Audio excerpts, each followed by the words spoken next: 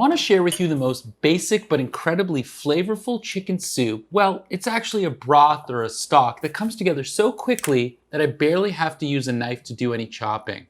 Now, I do have 2 tricks up my sleeve, or dare I say secrets, that I haven't seen in other recipes that will give you this golden color and a really rich flavor. And no, it's not bouillon, it's all natural. The best part is, once you're done, you can add whatever vegetables, spices, grains, pastas, and herbs you like to make it uniquely yours. And I'll offer some suggestions in the description below. But for me, when someone in my family is sick, or we just want some chicken soup on a Friday night, I make this really quick. And we typically have it with matzo balls, which is basically Jewish dumplings.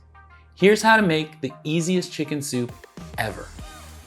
Let's start by turning on the stove and dropping 2 handfuls of baby carrots or 2 or 3 adult carrots. You can wash, peel, and cut them. Now I'm going to use my brute strength to avoid using my knife and add about 3 or 4 stalks of celery. This is pre-washed, but make sure to clean them. Then add the whole chicken and be sure to remove the gizzards from the cavity of the chicken. Don't forget, you can fry them up for a nutritious dish. Lots of protein, low in fat, and incredibly rich with vitamins and minerals. Now, here's my first little trick to get that natural golden color I mentioned before. Add the onion and keep the skin on. I'm going to use half an onion. You could use more if you like. I want to keep my chopping to a minimum for now. I'll save this half for a second batch I'm making later on in the video. That's right, you get 2 for 1. Now to add the garlic. I'm using 3 cloves. I'm just going to smash 1 clove and drop it in. Don't worry about the outer paper, it won't make it into the final product. But you can always chop the ends off and remove the paper. Now for my second trick. If you want to get that great flavor, I use this. Nope, it's not a turnip or a parsnip, both great root vegetables. This is a rutabaga. I recommend starting with a quarter.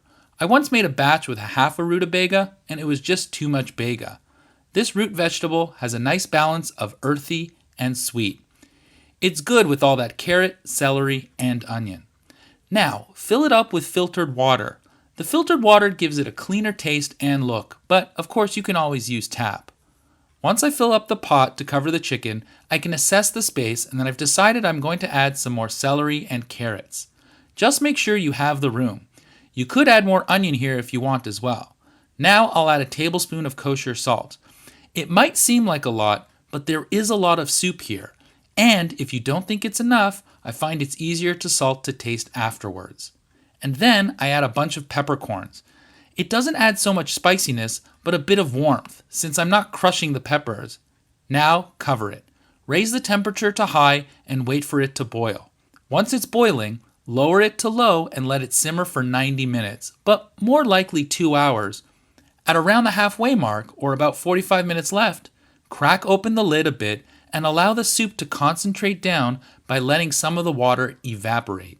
You want to cook this until you can easily pull the cooked chicken off the bones. I want to show you how I would normally do this at home with my Instapot so I don't have to babysit this. Now, I know you're going to say you don't have an Instapot, and of course you don't. That's why they went out of business. But if you do, or you see one on sale, here's how you put it together. I just toss all the ingredients in like I did my Dutch oven. Carrots, celery, onion, chicken, rutabaga, garlic, salt, pepper, filtered water, and then put this baby in the corner for 75 minutes. It's that simple. Now back to the first soup that's ready. I'll remove the bigger pieces of the chicken into the bowl to cool down, and then get a strainer in a larger bowl and pour the soup into that bowl through the strainer. Keep in mind, Dutch ovens are heavy, so be careful. Now I'm scavenging these carrots to put in my soup later. Sometimes these can get too mushy, but these turned out pretty good, so I'm keeping them. You can always boil carrots later and add them.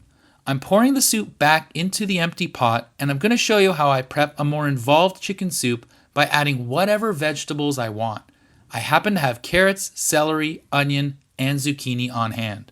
So that's what's going in. And these vegetables will add liquid to the soup as they cook.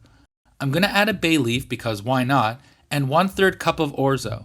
This will also absorb some of the liquid, so keep that in mind when adding grains.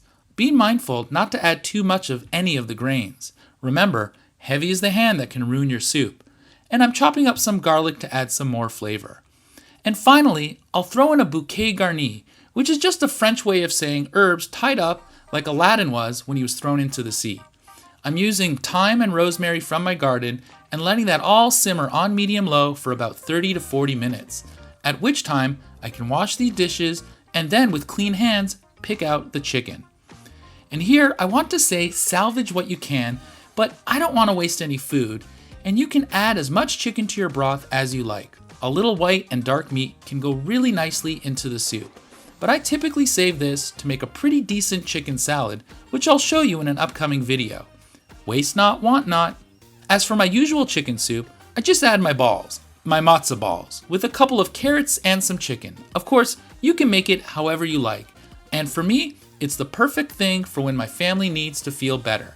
Homemade chicken soup. I wanted to show you how easy it is to get a natural color and flavor in a chicken stock, and how easy it is to customize it once you do.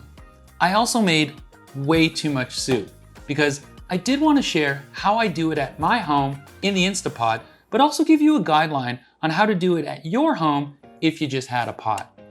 I hope you enjoy the soup. Thanks for watching. I'll see you in the next one.